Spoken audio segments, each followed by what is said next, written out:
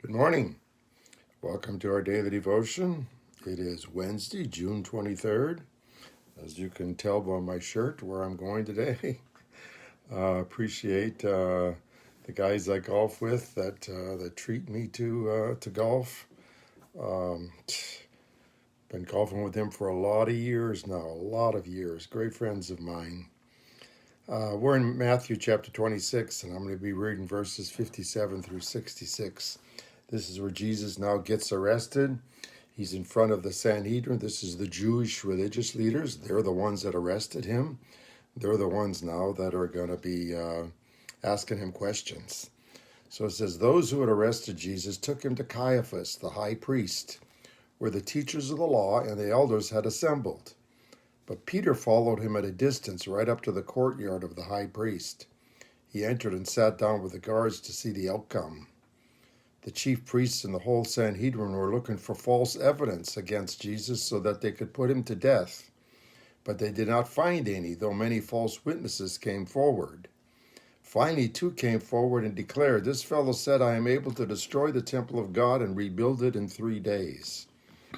Then the high priest stood up and said to Jesus, "Are you not going to answer? What is this testimony that these men are bringing against you?" But Jesus remained silent. The high priest said to him, "I charge you under oath by the living God. Tell us if you are the Christ, the Son of God." "Yes, it is as you say," Jesus replied. "But I say to all of you, in the future you will see the Son of Man sitting on the right hand of the Mighty One and coming on the clouds of heaven." Then the high priest tore his clothes and said, "He has spoken blasphemy. Why do we need any more witnesses? Look, now you have heard the blasphemy. What do you think?" "He is worthy of death," they answered. Then they spit in his face and struck him with their fist. Okay, so here's what I want to talk about. These religious leaders relied on false witnesses to convict Jesus. Now you have to hear this, though. They're the religious leaders. They're the ones that are teaching the law. They're the ones that are teaching the commandments. Morning, Lily. Good morning, John. They're the ones that have been teaching the commandments all their life. The Jewish people relied on them for their teaching. And look at what it says in the commandment in the commandments in the 8th commandment. You shall not give false testimony against your neighbor. They were relying on false testimony, the very thing that one of the commandments tells them not to do. They were literally breaking their own teaching. No wonder Jesus called them hypocrites. We hear that all the time of religious leaders, sometimes famous ones that are teaching against, against morality, teaching against sexual sins. And in the meantime, we find out they were involved in sexual sin for many years, only to find out they were complete hypocrites. Now, lying is one thing, but giving false testimony is much more serious. Why? Because it can destroy a person's character or their good name. Have you ever had anyone say false statements about you?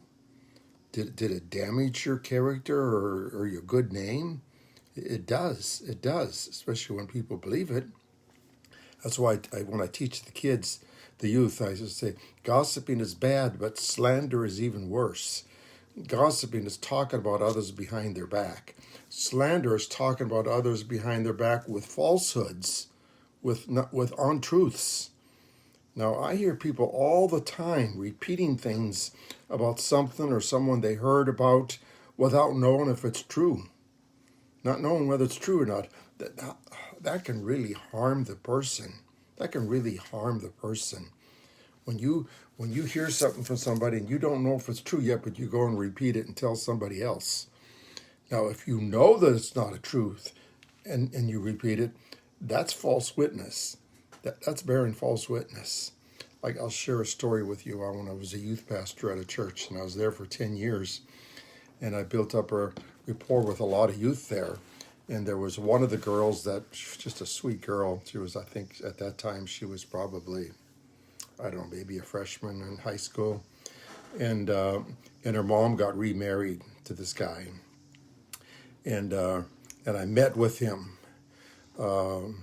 And we talked about what it was going to be like for him now to have a daughter a stepdaughter and at that age, and he was a hard-nosed guy, and I was warning him not to be hard on her, that she's going to tell you, you're not my parent, you can't tell me what to do, that she has to know that you love her first before you.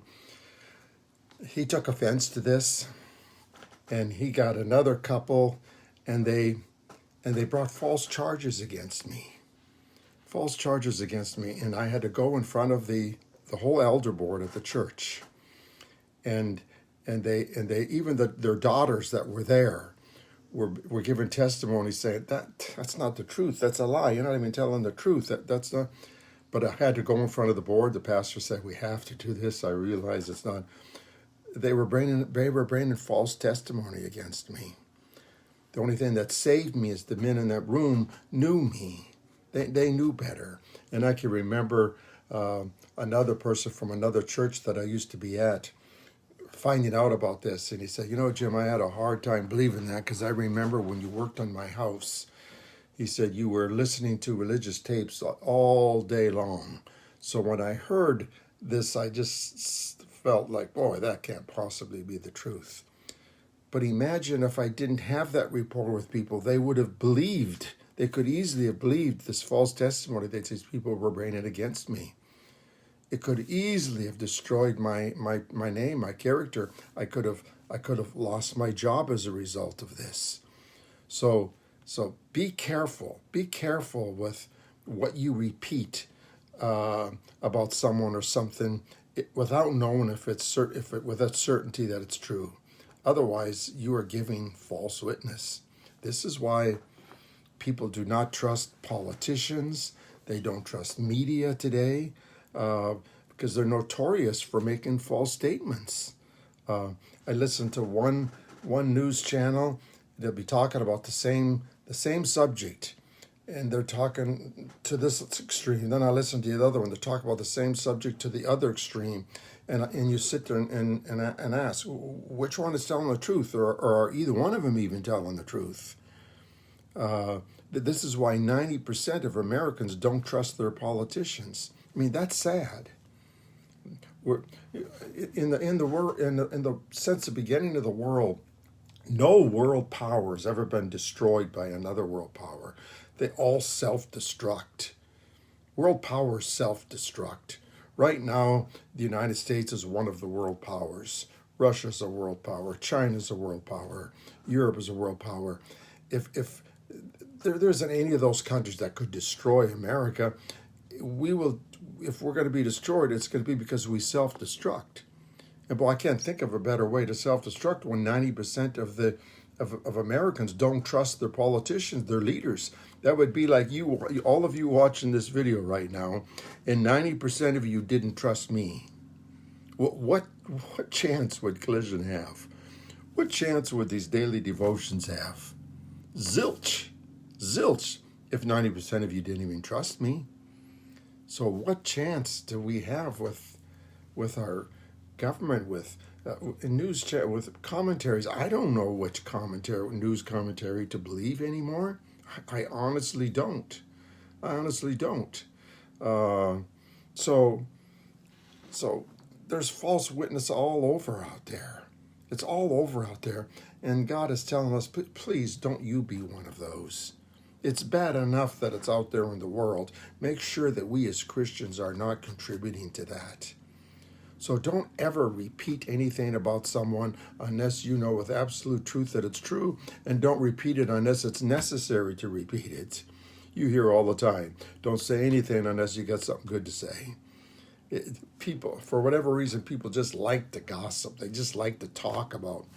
You get together with people, and most times, 80% of the conversation is gossip, talking about other people. You'll see a group of people, and one or two of them leave, and what do the other ones that remain behind do? They start talking about that person. I've heard many people, as they're getting ready to leave, say, "No, don't talk about me when I leave." It's almost like they know that that's what people do. That's not what God expects from us. It says gossiping can separate close friends. Now, if gossiping can separate close friends, imagine what slander can do. Gossiping with lies. That can destroy a fellow Christian. So God wants us to be bigger than all of that. These religious leaders were looking for false testimony against you. They were looking for it. They were looking for it so they could have Jesus put to death. Looking for false testimony from people. The very, very thing that they were teaching people not to do. They were teaching them the law, the commandments, and breaking them at the same time they were teaching them. That's why in one of the chapters there, as we went through, if you remember, Jesus calling them hypocrites, a brood of vipers. He had nothing good to say about them because they were hypocrites. Make certain that you're not a hypocrite. Amen. Hey, thank you for watching. We had a great night last night with Impact. I had a new girl there, Hayden, the young lady, that girl that we baptized a few weeks ago. Came to the youth group, loved it. She's planning on coming tonight also. I pick her up and bring her there so we can get her there. She's a great girl. She loved the ones that were there. She loved Liz and Julie and Aiden. She just really appreciated them and is looking forward to coming tonight again. So thank you. If it's meant something to you, share it. Otherwise, I'll see you tomorrow morning at 9 o'clock. Or 8 o'clock. Wednesday's the only morning we have it at 8 o'clock. Okay? God bless you all. Have a great, great day.